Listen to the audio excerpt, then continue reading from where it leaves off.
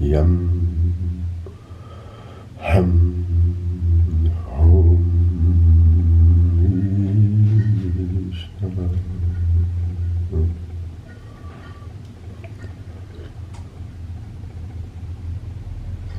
Quem tenta meditar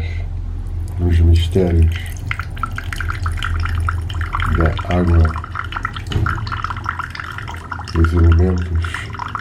das correspondências microcósmicas do ser humano e macrocósmicas do universo e da Terra, surpreende-se com a maravilha que é o elemento água.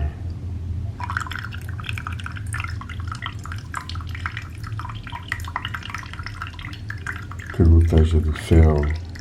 ou da fonte, ou da chaleira, e que nos refresca, ou aquece, ou cura, ou que mesmo nos banha no oceano, nos ribeiros, nos tanques, nas piscinas, nas banheiras. Esta água, matizada de formas tão subtis e tão belas que pouquíssimos seres as conseguem captar, tem desafiado ao longo dos séculos muitos cientistas, muitos investigadores sobre as suas propriedades e capacidades. E uma das que mais polémica criou e ainda hoje tem fortes opositores é a ideia de que a água tem propriedades subtis, tem capacidade de absorver, ser influenciada como que uma memória. E isto é importante porque o lobby farmacêutico não gosta muito que os meios naturais, mesmo que transformados, ponham em causa os altos lucros em que assenta essa indústria poderosíssima que corrompe tanta gente, como recentemente vimos a quando da pandemia do Corona-19, em que seja políticos, seja cientistas ou médicos se deixaram corromper e aceitaram o dinheiro das farmacêuticas. Para quê? Para impedir que haja a livre discussão, diálogo e triunfe a opressiva narrativa oficial, que é, de facto, hoje em dia, uma arma poderosíssima das elites que controlam os média, que derramam sobre a pobre da humanidade tanta desinformação, tanta manipulação e, em especial, violentíssima, que, entrando dentro das pessoas, se torna quase que armas violentas que essas pessoas vão usar ou vão reagir dessas formas com que foram bombardeadas por imagens, por falsas interpretações das imagens, muitas vezes elas próprias também falsamente criadas. E assim temos visto, seja em relação ao Covid, seja sobretudo agora em relação à guerra que se está a acontecer entre a Rússia e a Ucrânia, entre a Rússia sobretudo e os Estados Unidos, já que o dólar não quer de forma alguma perder a sua supremacia e o seu domínio sobre o mundo, algo que Putin e os seus conselheiros generais estão a tentar rebater e sair. E ainda bem que com um apoio de retaguarda da China, sobretudo, mas também de outros povos não alinhados, não submetidos ao imperialismo titânico e opressivo dos Estados Unidos, que embora não se tenha exercido tanto, senão, no caso da guerra da Jugoslávia em que a NATO, que é um instrumento dos Estados Unidos, já que eles 87% do orçamento é pago pelos Estados Unidos, portanto são os Estados Unidos que mandam. A NATO é um instrumento e nessa altura matou e bombardeou com uma ferocidade 1000 vezes pior do que os ataques cirúrgicos dos russos aos pontos de munições ou de mercenários ou então de guerra que de outra forma não consegue ser vencida. Mas respeitando até este momento, dia 17 de junho, os centros militares de decisão da Ucrânia, que já poderiam ter sido completamente destruídos com 3 ou 4 mísseis, mas que eles, muito profissionalmente, não o fazem, sem que o Ocidente e a Europa não agradeçam nem reconheçam esse profissionalismo e fair play e tente equiparar o exército russo às milícias ultranacionalistas ou mesmo neonazis que enxameiam o exército ucraniano, que em muitos casos está constituído por pessoas que não queriam lutar e são obrigadas e são mesmo até forçadas a pagar se querem ter um colete à prova de bola. Entretanto, o armamento norte-americano já está à venda na Darknet, na net escura, e a corrupção que já reinava e que todos os jornais ocidentais desde 2014 sinalizaram na Ucrânia, desde que se fez o golpe de Estado que afastou o governo legítimo da Ucrânia, constituído por seres acordados e sábios que eram amigos da Rússia, por governos fantoches completamente corruptos e manipulados de Poroshenko e agora um cocaína ONU, Zelensky, que na sua psicopatia está a arrastar milhares de pessoas para a morte e para a destruição, apoiado por uma União Europeia dirigida por homens que são completamente descendentes de nazis. O caso de Ursula von Leyen, que é neta de um herói nazi, com crimes até na Ucrânia, e o famoso Olaf Scholz, chanceler alemão, filho de um homem que dirigiu um campo de concentração e tudo. Isto para vermos como há uma ignorância tão grande do que se passa no interior das almas, ainda que quem olhe para eles e saibam ler, discernir os espíritos, um dom que Jesus ou o Espírito Santo fornece aos seus adeptos e seguidores, facilmente é posto em certeira adivinhação. Não enganam, mas contudo, postos nesses lugares por escolhas de elites que de modo algum representam os interesses europeus, dos povos europeus, e estamos a ver como a inflação, como a quebra dos apoios sociais, a subida dos preços dos combustíveis, a redução da mobilidade das pessoas se está a efetuar a uma velocidade tremenda. Contudo, não queríamos falar tanto deste conflito e apenas formulamos o voto que rapidamente a sabedoria e o discernimento e a paz se instalem nas mentes e nas almas, em especial dos dirigentes, que reconheçam que a justiça está do lado das populações do leste da Ucrânia, maioritariamente russas, tal como a da Crimeia, que logo em 2014, quando houve o golpe de Estado de Maidan, que pôs no poder as forças antirrussas e fascisantes, se quis, em maioria absoluta, tornar-se russa. Estes cidadãos do leste da Ucrânia, pelos quais a Rússia está a sacrificar centenas dos seus militares e altas patentes em lutas verdadeiramente duras, querem ter a sua independência e irão tê-la. Resta saber quanto é que a teimosia do Ocidente e de Zelensky fará perder mais mortes e, eventualmente, mais terreno da própria Ucrânia. Mas deixemos então, com votos de paz e de luz, de Shanti, Shanti, Shanti, Shanti, Shanti na Ucrânia, Shanti, Shanti, voltemos à água, este elemento maravilhoso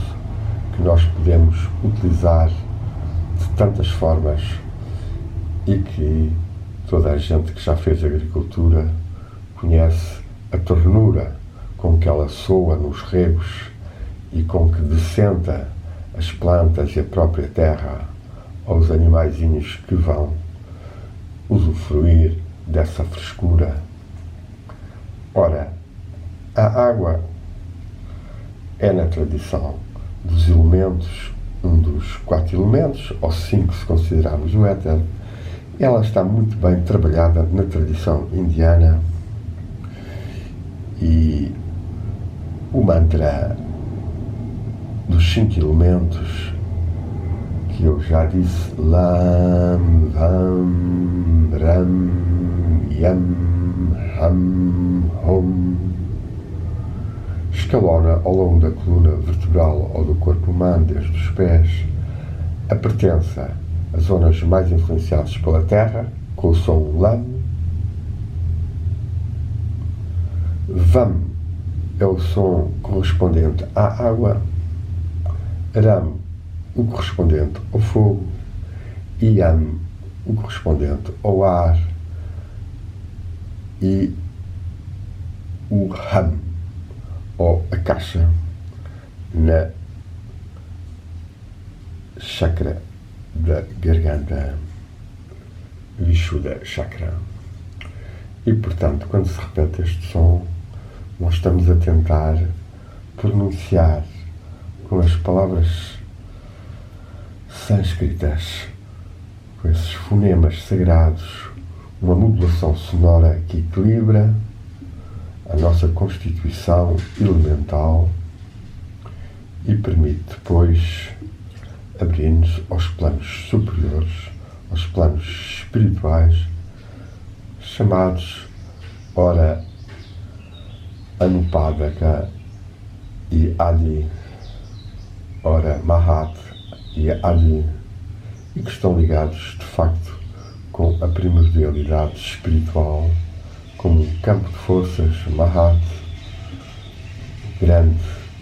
campo unificado de energia, consciência, informação, diríamos, alma do mundo, ou mesmo Buda, inteligência e amor omnipresente, e finalmente, no seu nível mais elevado, o Espírito em nós e o Espírito na divindade. E ao pronunciarmos este mantra, nós preparamos para a meditação harmonizando o nosso corpo. Om Lam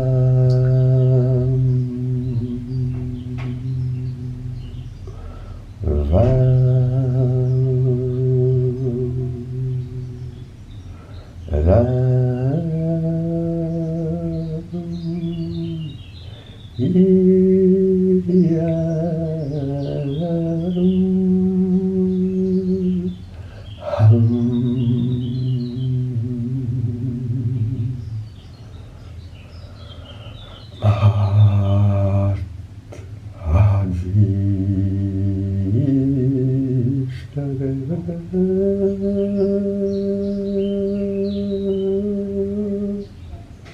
São mantras profundos,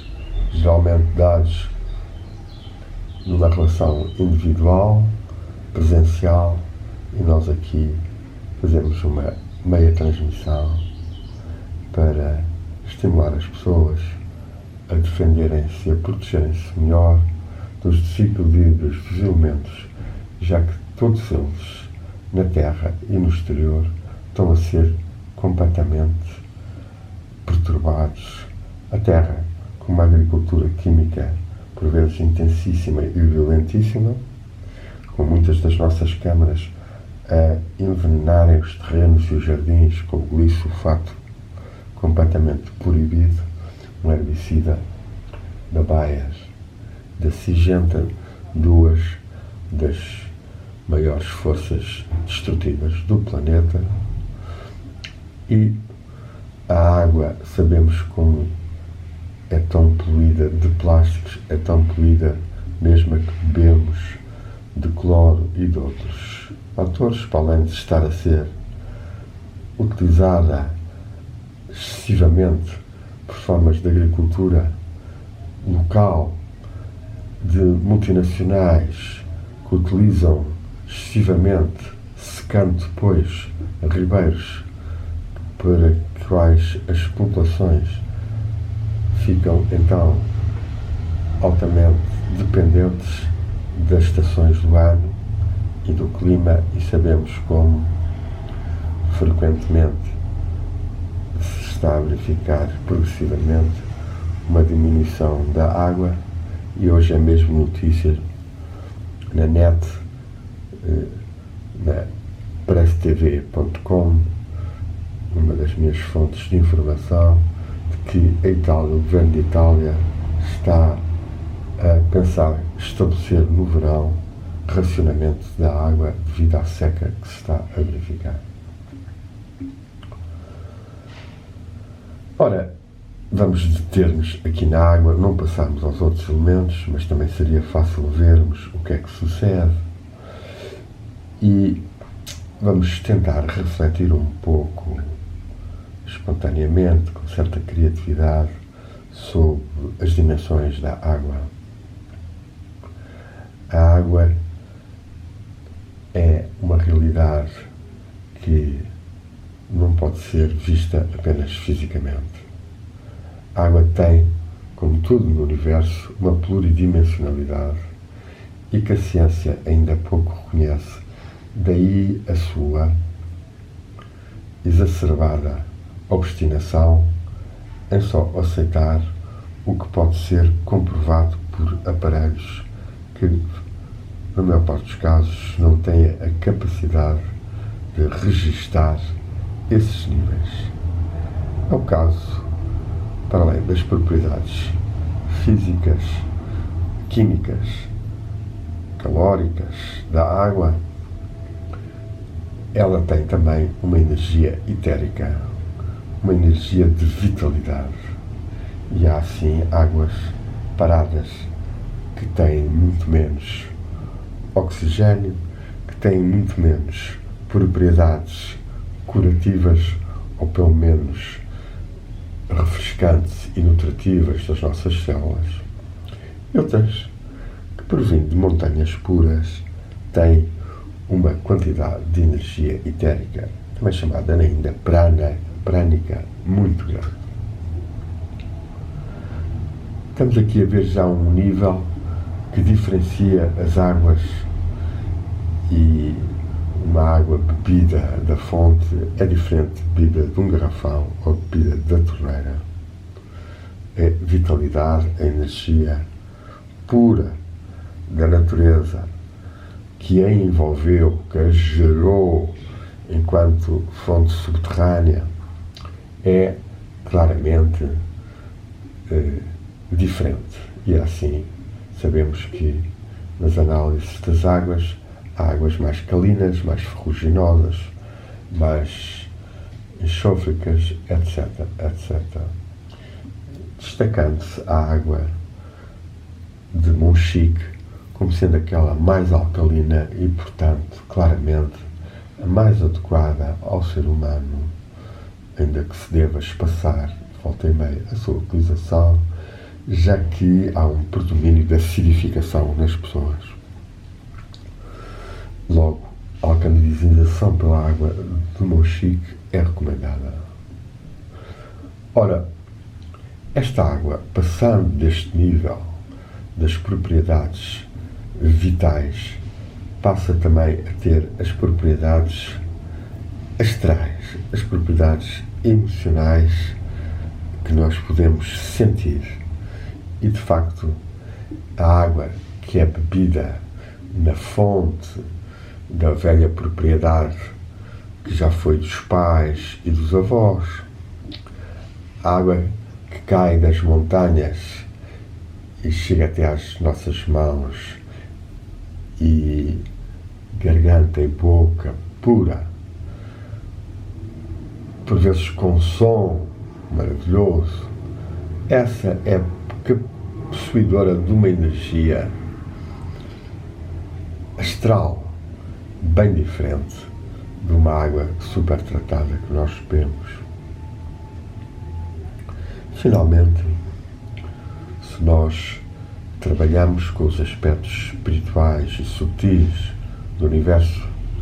e acreditamos ou já vimos os anjos ou os espíritos da natureza,